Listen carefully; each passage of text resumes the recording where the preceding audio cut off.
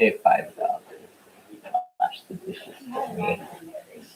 Yes, definitely not the $5 that Bob paid me for washing the dishes yesterday. I have a job. Yeah, $5. $5. Okay. You sure? Please. I have my own dishes to wash. Yesterday. I have my own dishes to wash every day. Yeah, but you always do that. Besides, you don't like those dishes.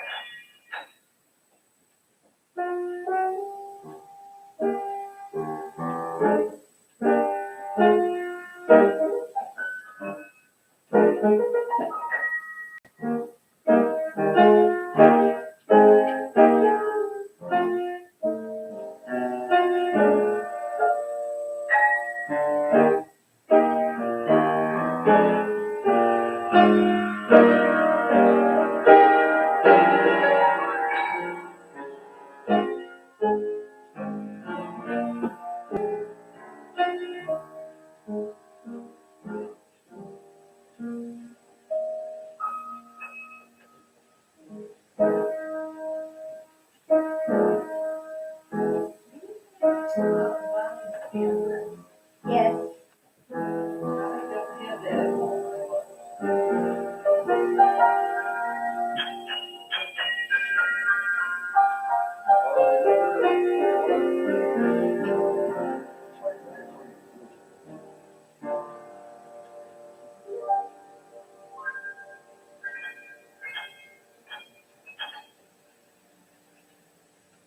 I don't have her permission to give it out yet.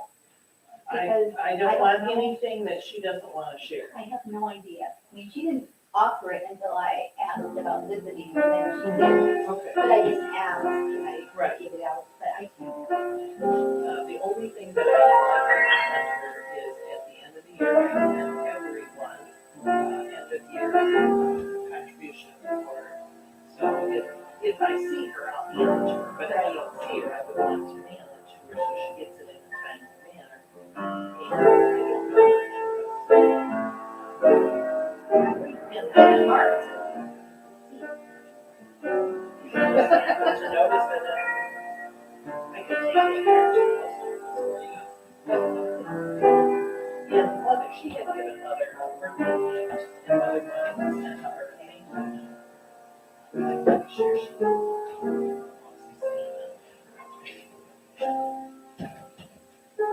for it.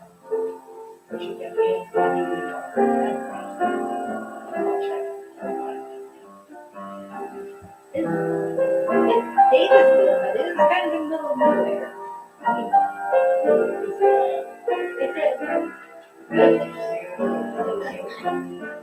It's a trailer park in like a development that also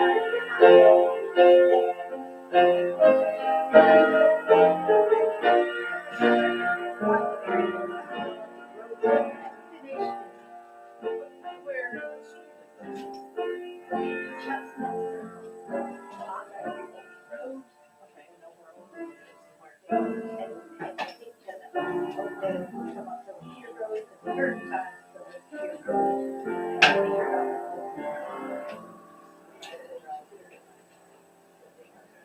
All right. Yeah.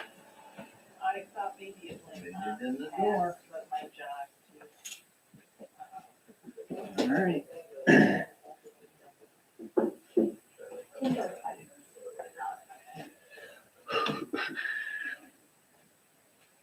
Take my here. Good evening, Cindy. Good evening, Leslie. Good evening.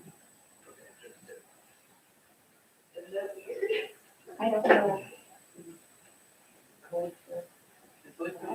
Is it Mason? I mean, if it's in, like Mason Township, Yeah. it says 48423. Google Maps. It's not recognizing. I got it. And then it kept trying to get out of it. Circle, because they kept trying to take us to roads that weren't completed. Oh. There's like eight across that, and then the field. Right. And you can see the road over there, but you can't get to it.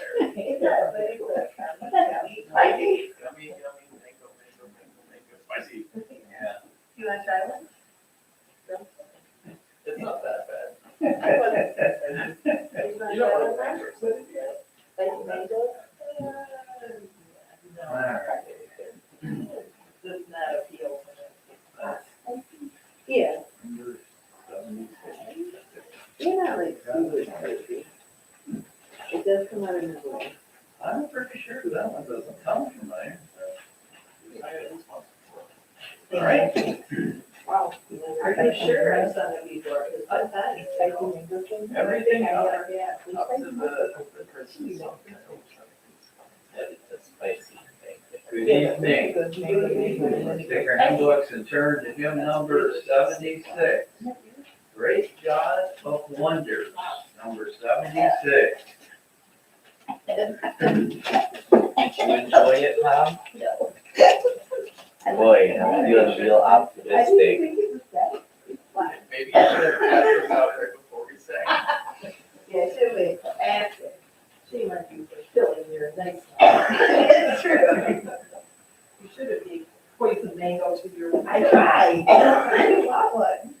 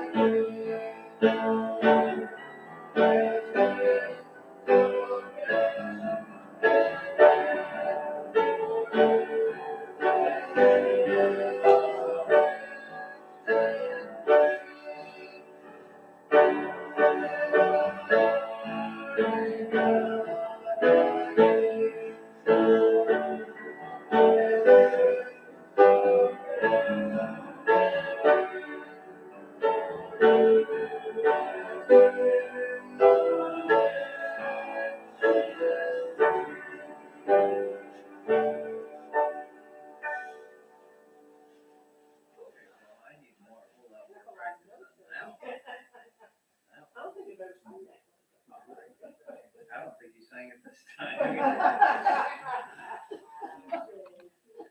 All right, let me fix my head real quick here. Turn it up to hearing aids. You probably don't want to hear me sing 77 either. No, one side quit working, so that really didn't help. All right, number 77. Number 77, the God of Abraham prays.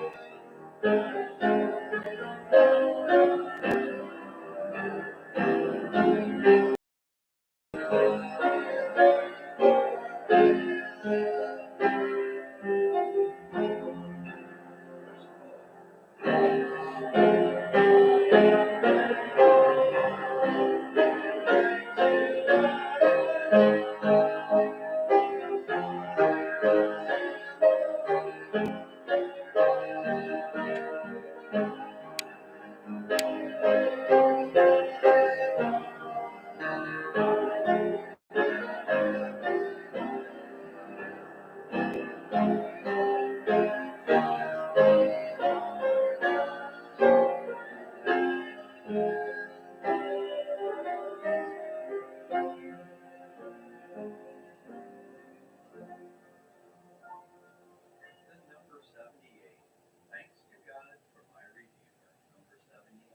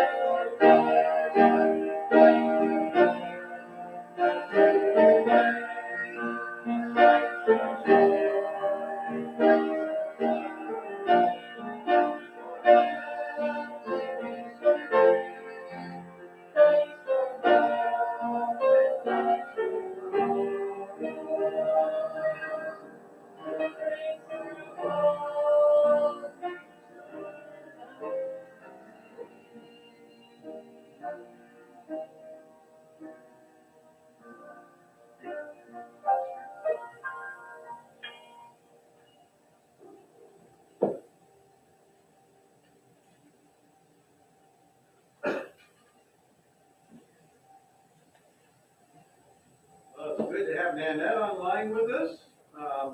Nanette, we were playing with the volumes a little bit, trying to get a little bit of quality. So let Bethany know if you're not hearing me well.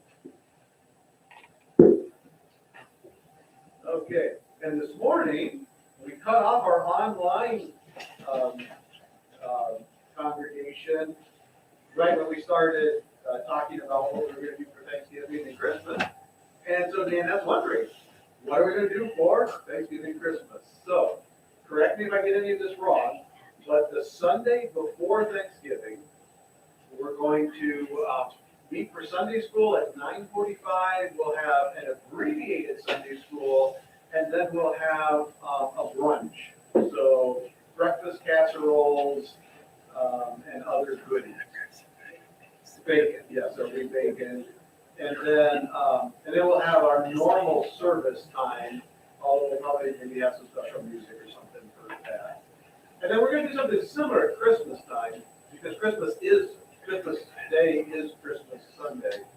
And so, again, we're coming for Sunday school, abbreviated opening, and then a brunch. This will be a lot lighter brunch, though. This won't be quite as heavy of a meal, because we think your families are getting together, and we'll probably have Christmas dinner and that sort of thing. And then, again, we'll have the normal time for our morning service, but it'll be stepped up a little bit. We'll have lots of special music, congregational singing, and plus, of course, a message from God's Word. So hopefully that gives you an idea, and we sure would love to have you at either or both of those if it works out for you to come join us. All right, so Isaiah chapter 14, but before we jump into Isaiah chapter 14, Jimmy asked a question last week because we were talking about how you can refer to a person but also refer to Satan at the same time. And of course, we went to look at Peter when Jesus said, "Get thee behind me, Satan." And so the question was, how do we know that Jesus was talking to Satan, the devil, our adversary, and not just telling Peter, get thee behind me, what's the word? Was it adversary? What's that? Okay, yeah. Well, it's good, yeah, and Satan means adversary. So was he talking to the devil, saying, get behind me because you're the one who's motivating Peter to say this? Or is he saying to Peter, you're becoming my adversary? Get behind me, and some commentaries say, get in line, follow me. Get behind me and follow me rather than oppose me.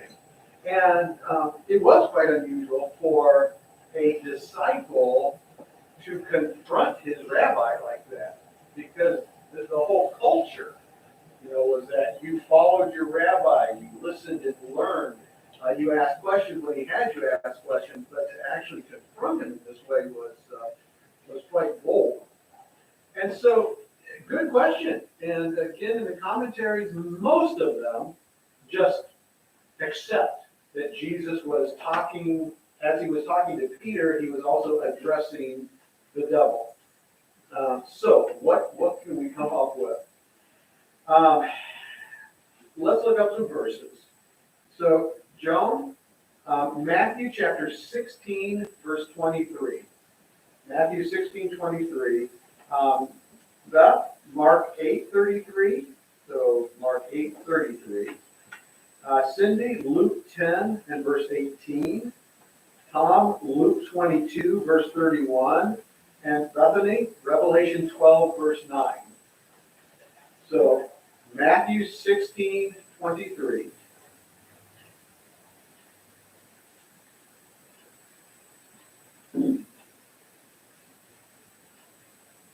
Anybody else need theirs repeated?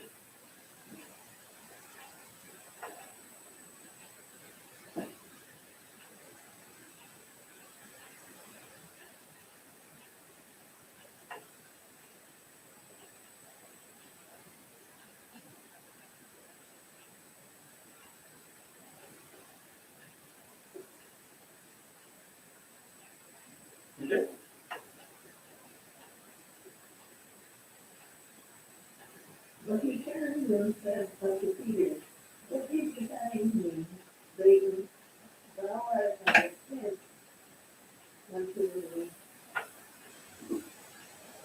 Lord.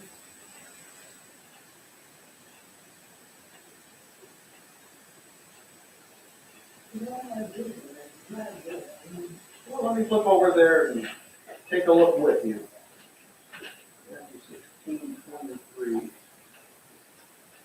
For thou savorest not. Without Jesus, nothing that I have done, but those that I have. Okay, so you can see in this passage that he's certainly addressing what Peter was struggling with. Because Peter was looking at the immediate, don't let them, take you and be killed, and he's looking at the immediate.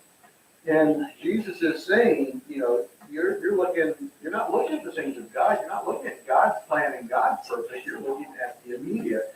So it certainly sounds like he's talking to Peter in that part. So in the first part where he said, "Get thee behind me, Satan," was he just referring to Peter? Again, some people think so. Beth, would you read yours, which is more similar?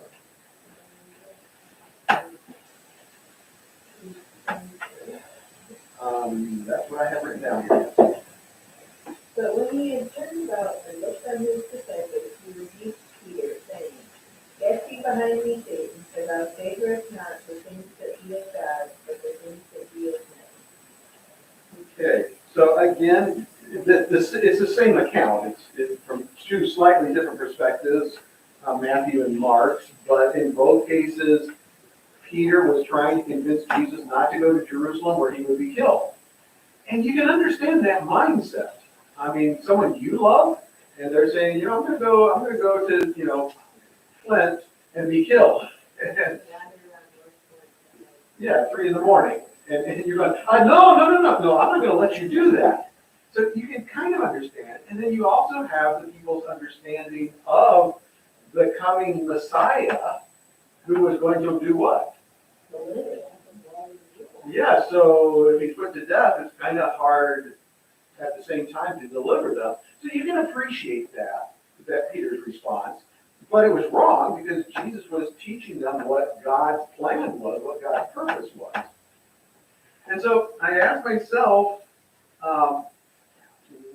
what do we need to look for to identify whether Jesus was talking to Peter or was talking to Satan at the same time he was talking to Peter?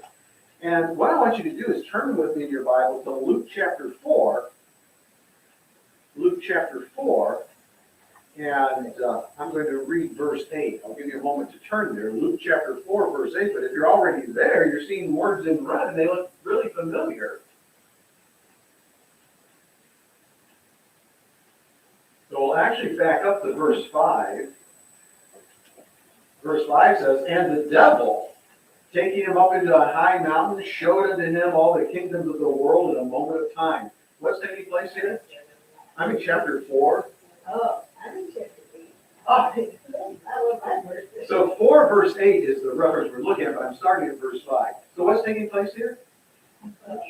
The temptation of Jesus. Normally we go to Matthew 4 and look at that. I don't know why Luke gets shortchanged for that, but we're in Luke right now. And so the devil, verse 5, taking him up into an high mountain, showed unto him all the kingdoms of the world in a moment of time. And the devil said unto him, "All this power will I give thee, and the glory of them, for that is delivered unto me." Prince of the power of the air. Remember, Satan has limited authority here on earth. And to whomsoever I will, I give it. Verse 7, "If thou therefore wilt worship me, all shall be thine." And Jesus answered and said unto him, what? Oh, that sounds really familiar, doesn't it? And goes on to say, "For it is written, thou shalt worship the Lord thy God, and him only shalt thou serve." And so, what took place first? This scene in Luke chapter 4, or the Matthew and Mark passage where Jesus confronted Peter for trying to oppose him? This one would have occurred first, So we have a little bit of a precedence there. So I took a closer look, and yes, if you want to, if you pull up Blue Letter Bible or some other online concordance, the Greek words are the exact same, hupago opiso, which is get thee, and then opiso is like, it's got lots of meanings, but it can mean just away. So go away, get it behind, get in line. It can mean a lot of things. And so it's the exact same wording. Okay, well, that's not really enough on its own to say, well, since Jesus used it here, because Peter, the devil was being an adversary here. He was trying to convince Jesus to disobey God and to worship him. So it would certainly be very appropriate, get thee behind me, you adversary. It would have been very fit. And so, again, that wasn't quite enough. So the next thing I started looking was every time that Jesus used the term Satan, who did he use it with? So let's read a few more of those that I gave you. Let's see. Luke chapter 10 and verse 18. Yes, please. And he said unto them, I beheld Satan as lightning fall from heaven. Okay, so Jesus is speaking. He's talking about someone who fell from heaven. Now, in light of what we've been studying in Isaiah, both Ezekiel 28 and Isaiah 14 talk about the fall from heaven. And here Jesus is saying, I saw it. So who's he referring to there? The devil. So that's pretty obvious there. Luke 22, verse 31. And the Lord said, Simon, Simon, behold, Satan hath desired to have you, that he may sift you like as wheat. Okay, so here he is addressing them separately, Simon Peter and Satan. And Satan is very clearly addressed to the devil. And then Revelation 12, verse 9. And a great dragon was cast out, that old serpent called the devil and Satan, which deceiveth the whole world. He was cast out into the earth, and his angels were cast out with him. Okay, so every place that I looked at, and this wasn't a totally exhaustive study, but I did look at 45 or 50 passages. I perused 45 or 50 passages where Jesus was using the term Satan. And in every single case, it was very clearly and very specifically directed towards the devil. So, do I have an absolute answer, Jimmy? No. But I think there's pretty credible support for the traditional viewing of both Matthew and Mark's account. That it was both, Peter was being used as an adversary, but under the direction of the devil. And so Jesus speaking to Peter also spoke directly to the one who was behind it all. And that was possible because they didn't have the indwelling of the Holy Spirit yet. Because, like, Satan can't control us. Right. So, good question. Was Satan controlling him, or was he merely influencing him? I mean, it seems like Jesus is addressing Satan pretty directly if we're taking that to be Satan. It could well be. Yeah, because they did not yet at that point have the permanent indwelling of the Holy Spirit.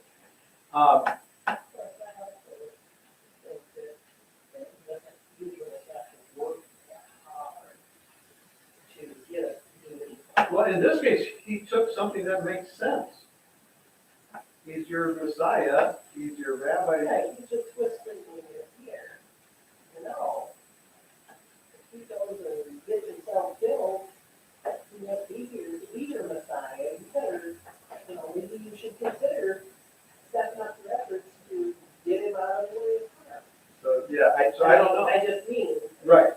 my point was, he hardly has to force us to do anything when we're so willing to do what he wants anyway. And probably the thing was for Peter, Although it's so interesting because it was enough to say, oh, just the chapter before, Peter had proclaimed Jesus as the Messiah, recognized him as the Christ. And that happens so often. You get these, mountain peaks and then you tumble all the way down. Yeah, I don't think there's enough to say absolutely was he influenced by Satan or was he directly, empowered by Satan at that time? I don't know. Jimmy's comment is fair and so is yours. So weigh it out to whatever you want. But what really surprised me, because I think this makes sense, the stuff that I followed, you don't find that in any of the major commentaries. I mean, you would think there'd be a given, that if nothing else, they would cross-reference it. Maybe they just thought it was so obvious. I don't know. But anyway, that's my definitive non-answer. Okay, so Isaiah chapter 14. All we're going to do tonight, I was going to do a little deeper study on the names of Satan and how well it seems to fit what we read in Ezekiel chapter 28 and Isaiah 14. I'm not going to do that. Again, and I apologize to anyone who's online. We're going to watch a video, just an excerpt of a video in which Bodie Hodge, who is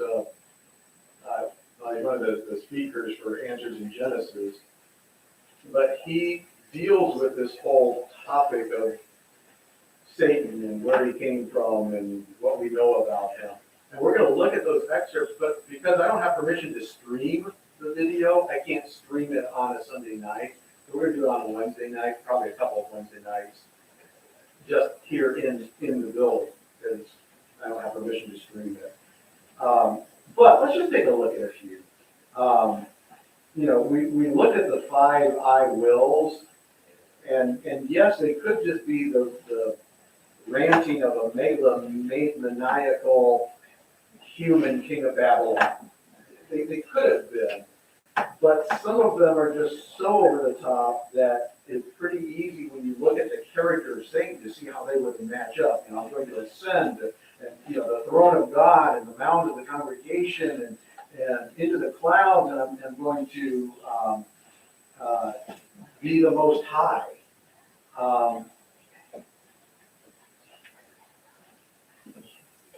Again, there's 2 reasons why I think this is a parallel. Number one, that fits the character of Satan. Of course, Satan is going to use his influence to try and get people to be like him, to pursue pride and arrogance and so on. But also, it can't be not all of this can be applied to the king of Babylon at that time, because not all of the prophecies have been fulfilled. And we're going to see more of that tonight, that some of the things that it's talking about the king of Babylon haven't happened yet, and they won't happen until the end time. And at that time, the king of Babylon, the ruler of Babylon, ultimately is going to be the Antichrist. And the Antichrist by that point is going to be empowered by Satan. And so, again, there's so many overlaps. I'm pretty comfortable, and it's a traditional view, but I'm pretty comfortable with the traditional view that this is a description both of the king of Babylon at the time, but even more the power behind him, which was Satan. So let's just take a look at a few names. And again, I'm going to look at a bunch more than I'm not going to, or not names, but characteristics. So, Jimmy, can you look up 1 Timothy 3, verse 6? And, oh boy.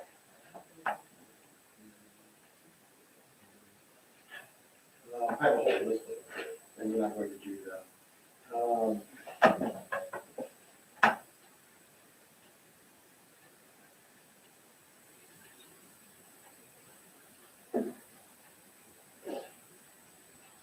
Matthew, look up Job 1, verse 6.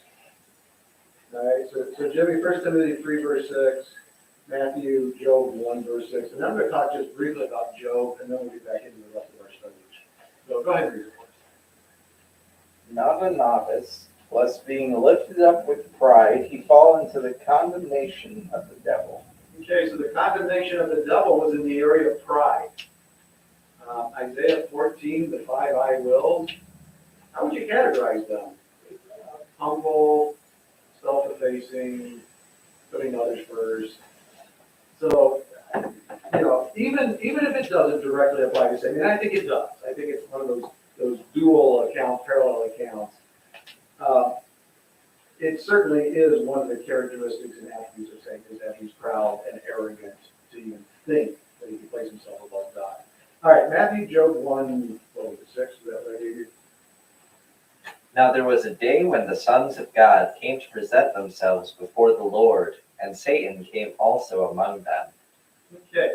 Last week, in answering Jimmy's question, I actually at one point said, oh wait, it's used as a title. I was incorrect. In the New Testament, it's not used as a title. In the Old Testament, it's actually ho Satana, which is the Satan or the adversary or the, and that's the case in Job, our accuser coming. He's our accuser, and it mentions it couple times in Job as ho Satana. And so there's some that say, well, no, this isn't the Satan of the New Testament. This is a title. It could refer to anybody. But how many anybody do you know that could appear before an angelic council before the Lord and accuse the brethren? I left my tickets at home. Right? And so, again, that's who this is talking about. The accuser. He's proud, he's arrogant, he's a liar, he's a murderer. We can go through that whole long list. But Isaiah 14, Ezekiel 28, and Genesis chapter 3, I think all point to the character of Satan, the character of the devil. Questions or comments? Maybe you look at it a little bit different.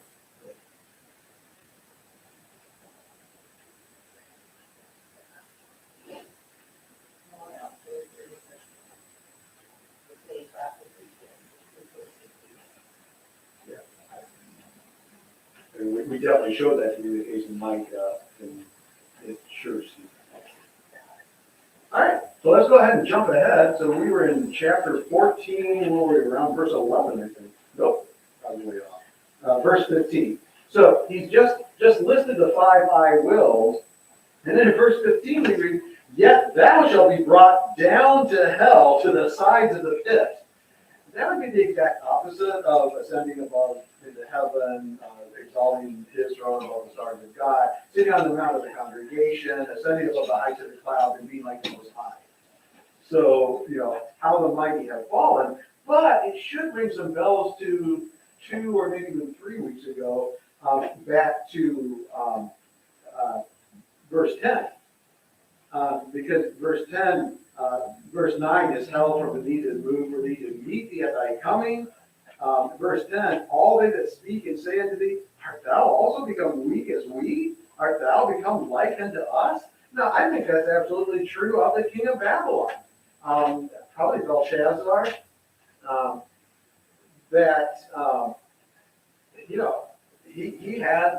He ruled the mightiest nation in the land at the time. But once he died, he ended up in hell, a bed of worms. And that's what 15 is.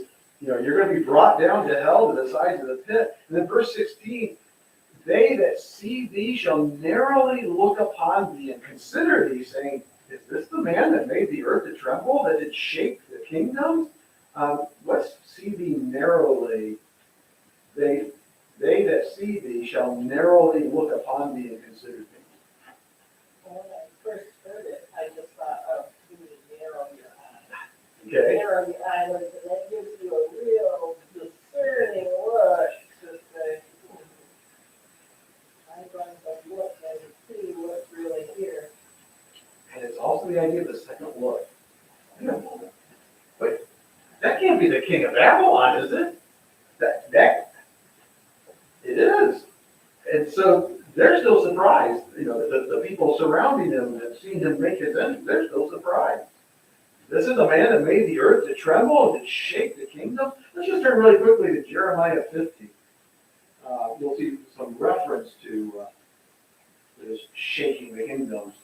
Jeremiah 50, verse 23. How is the hammer of the whole earth cut asunder and broken? How has Babylon become a desolation among the nations? It was known as the hammer of the whole earth. How did you get that reputation? They did a lot of construction work? Probably your evidence. Uh-huh. And so it was Babylon, and therefore, by his position, the king of Babylon made the earth to tremble and shook kingdoms. Verse 17, that made the world as a wilderness and destroyed the cities thereof, that opened not the house of his prisoners. And then, verse 18 is interesting, and the next several verses. And in verse 18 it says, all the kings of the nations, even all of them, lie in glory, everyone. We're back in Isaiah 14. Okay, and we're at verse 18. All the kings of the nations, even all of them, lie in glory, everyone in his own house. Now, that could just be talking about, living in a lack of luxury, living as a royal person. But verse 19, just look at it and tell me, what is the lying in glory talking about? Just look at verse 19, especially in light of some recent events in Great Britain. I don't even know about those, but I think they're definitely talking about lying in faith here, or the way that you're buried. He went to sleep with his fathers, and put them in, they say, what happened to the king of Israel when he died, and they put him in the mausoleum, and there he lay with his fathers. So on, very. I was just going to ask you to relate to us, how in what's the word I want? Yeah, I don't remember that yet, but I did hear that. But this is the I don't know how she's related, grandniece or something or another to one of our coworkers, is over there right now, and she went through the line to see the Queen in state. 3.5 hours in line and waiting even before then, and I mean it was a very pompous, ornate, incredible event.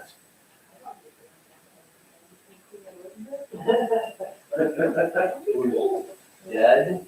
Well, yeah, that way she keeps her rib. But this is what's going to happen to the king of Babylon. Thou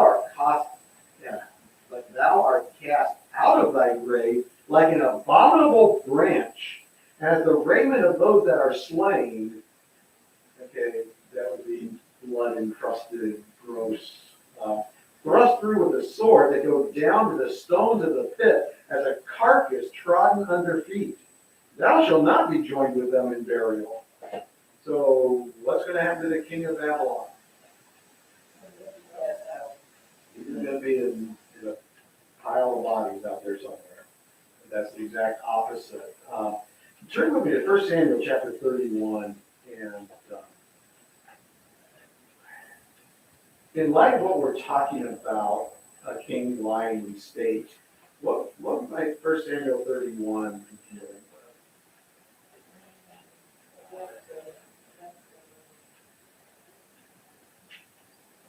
with? King Saul. So it's the death of King Saul,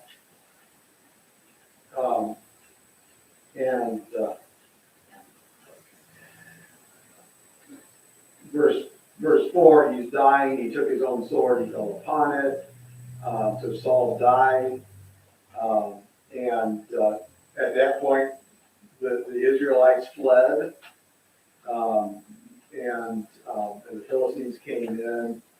The Philistines found Saul, they cut off his head, they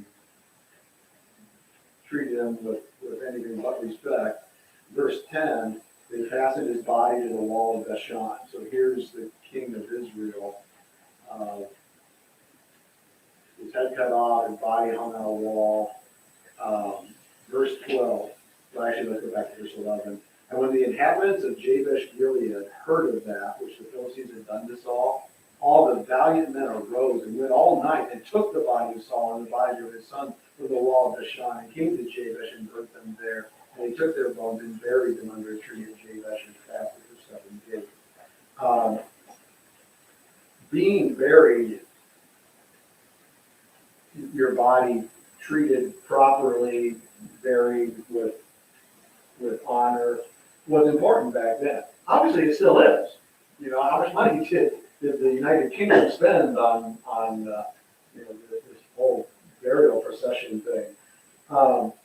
But remember that the Babylonians were not God-fearing followers of the God of Abraham, Isaac, and Jacob. They were pagans. And they actually had a lot of mythology, one of which, if you were not buried properly, just guessing from our own mythologies, what do you think they might think happened? You'll wander forever. And we're going to see how that applies, but so to not be buried would have been just a horrible thing for somebody who centered his whole life around pride and arrogance. So this would be a dreadful thing. And going on to verse 20, you'll not be joined with them in burial, because thou hast destroyed thy land and slain thy people. The seed of evildoers shall never be renowned. And then verse 21, prepare slaughter for his children for the iniquity of their fathers, and they do not rise nor possess the land nor fill the face of the world with cities. For I will rise up against them, said the Lord of hosts, and cut off from Babylon the name and remnant and son and nephew, saith the Lord. Now, assuming this is Belshazzar, I did not find out if we know how he died or whether or not he was buried. I looked, I did not find that. I didn't look extensively, it may be out there, I didn't. But you know what I do know? This was the end of the line for that family. There were no more kings descended from Belshazzar. And so if you thought that your king was cast aside, his body was cast aside and never buried, and plus you just lost to the Medo-Persian army, what might you think of the chances for his kids at that point? And even if it wasn't the Medo-Persians, even the Babylonians, because they would see Belshazzar as cursed. They may have been the ones actually who put to death his children. But that was the end of the line. And so, not a pleasant thing. They weren't going to rise, they're not going to possess the land, they're not going to fill the face of the world with their cities, because God would rise up against them, said the Lord of hosts, and cut off from Babylon the name and remnant, the son and nephew, saith the Lord. And then verse 23, I will also make it a possession for the bittern and pools of water, and I will sweep it with the besom of destruction, saith the Lord of hosts. So the bittern, what's a bittern, Matthew? Bird. Okay, yeah, that's a bird that would be around water. And pools of water. Why would there be lots of pools of water around Babylon? Maybe it didn't used to be there. The hanging gardens. Hanging gardens, what they used to be. Do you remember how the Medo-Persian army came They in? diverted to the water, didn't they? Yeah, they diverted the Euphrates, the stream, the branch of the Euphrates that they used to bring water into the city. Well, when you divert water, what does it do? It goes someplace. It seeks the lowest ground and so on. So now there's pools of water. And then I'm going to sweep it with the BESOM. Cindy, do you know what that is? If you don't, it's okay, because I didn't. I thought that this was a description of an old lady.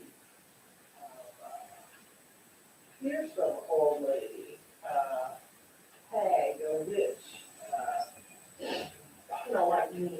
Somebody mean. It ties in with that description, but literally it's just a description of a broom made out of a bunch of twigs and sticks all fastened together, kind of like what we do with straw or you know, to make a broom. I didn't know what it meant. I had to look it up. And yeah, it is often tied in with like the witch's broom or tales of old Yes, no. And so, what's Isaiah, what's the Lord speaking through Isaiah saying? I will sweep it up with a besom of destruction. When do you sweep things up?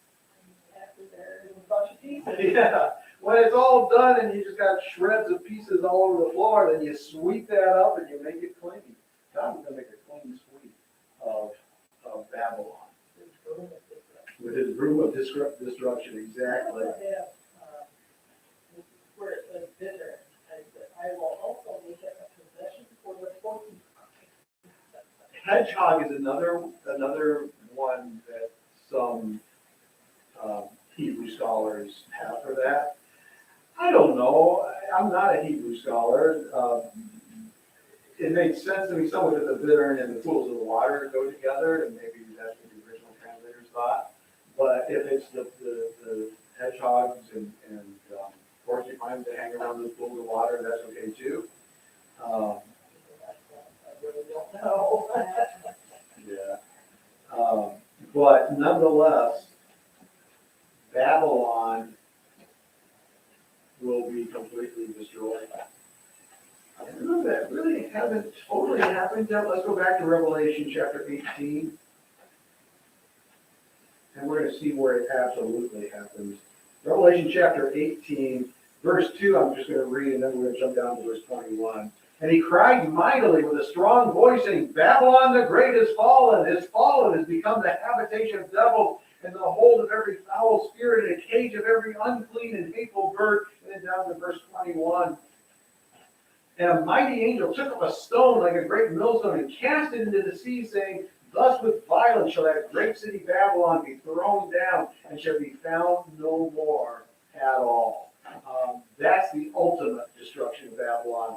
That's when there will be nothing left of it. Nothing will live there. No herds will go there. That's the complete fulfillment of it. And I also think that's going to be at the time of the destruction of the Antichrist, empowered by Satan by that point. And so the fulfillment of what we read in Isaiah chapter 14, the first 14 verses. So dual passage, yes, it refers to the human ruler of Babylon back in the 700 BC range. But it also, I believe, refers to Satan empowering the Antichrist and destruction at the end of the tribulation. All right. Now, however, Isaiah is giving this message to a group of people that are going, Babylon? You mean Babylon? You mean Chesaning? Yeah, and so God doesn't leave them hanging. Instead, he talks about, verse 24, the destruction of, and we'll see it in verse 25, of Assyria. Because that's who Israel was worried about. With the Assyrians. Remember, the Assyrians had swept through, they'd taken out the northern tribes, and they're on their way to take out Jerusalem, their former allies. And now God, Isaiah's been talking about this Babylon, but now it comes back. Verse 24, the Lord of hosts has sworn, saying, surely as I have thought, so shall it come to pass, and as I have purposed, so it shall stand. Obviously, the word sworn there doesn't mean using profanity. So what does it mean? If you swear to tell the truth, the whole truth, and nothing but the truth, so help you God. God swore by himself, we can't swear by anyone higher, that he's going to, what he has purposed is going to come about. We could do a whole side trail just off of that. Well, what a precious promise. If God has said he'll do it, he will do it. Verse 25, that I will break the Assyrian in my land, and upon my mountains tread him underfoot. Then shall his yoke depart from off them, and his burdens depart from off their shoulders. Do you remember when that happened? Isaiah 37, 701 BC. Isaiah chapter 37. Isaiah chapter 37. And let's jump down to my favorite part, verse 36.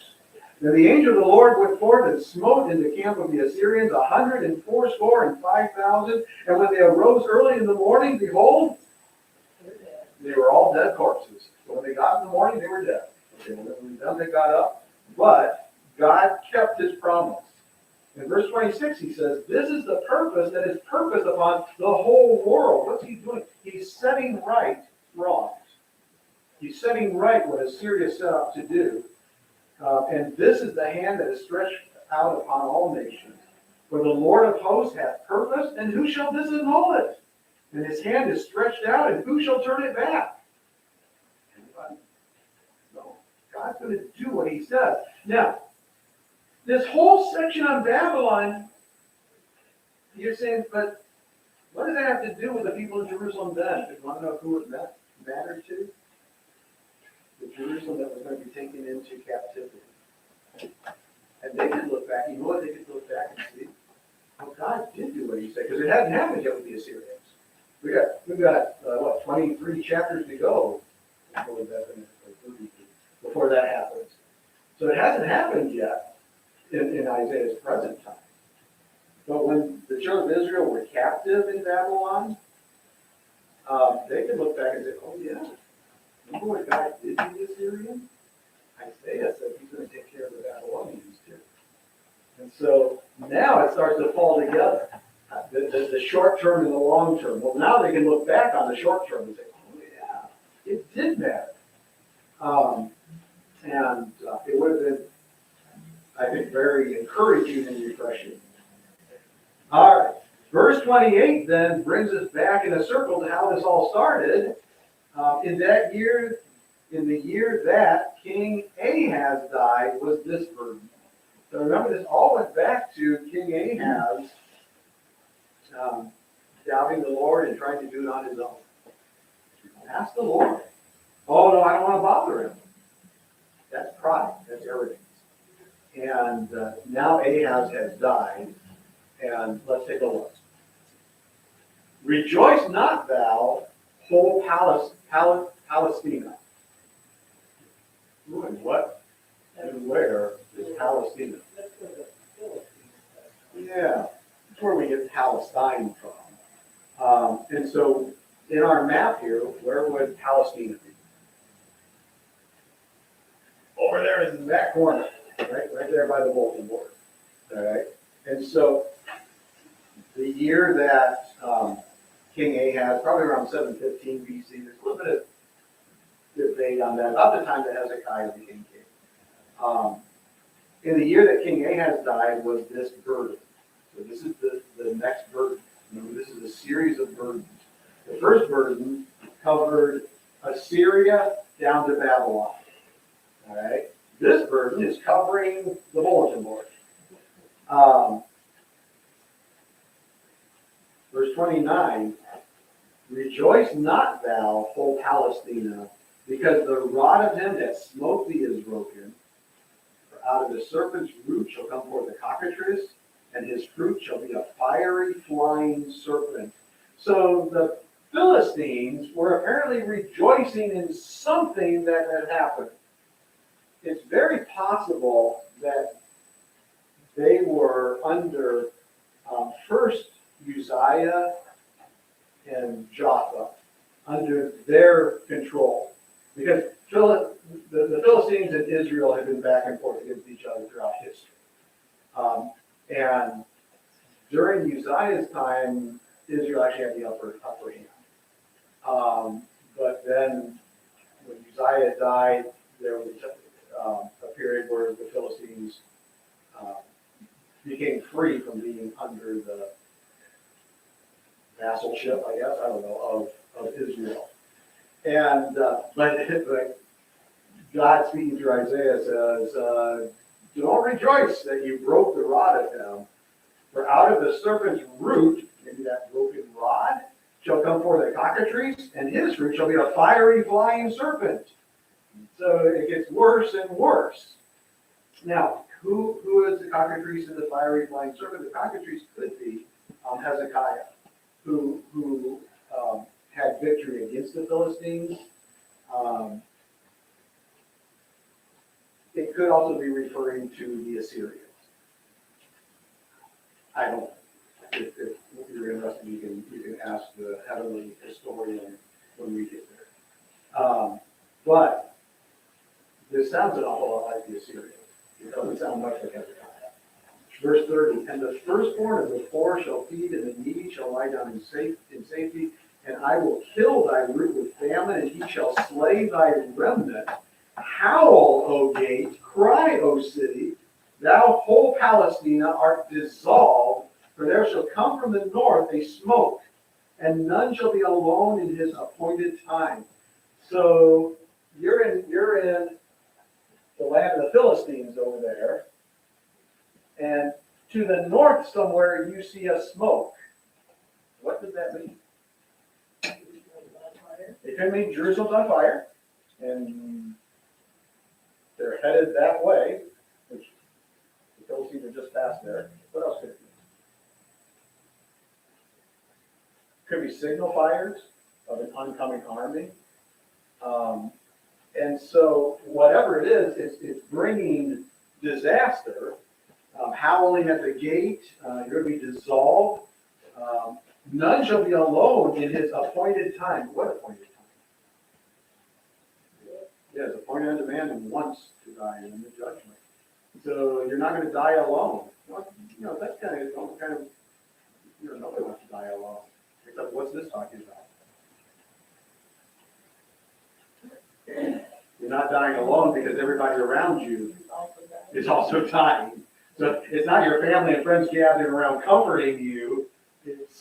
There's an invading army. And, Thou art dissolved. Yeah. Verse 32, what shall one then answer the messengers of that nation, of the nation?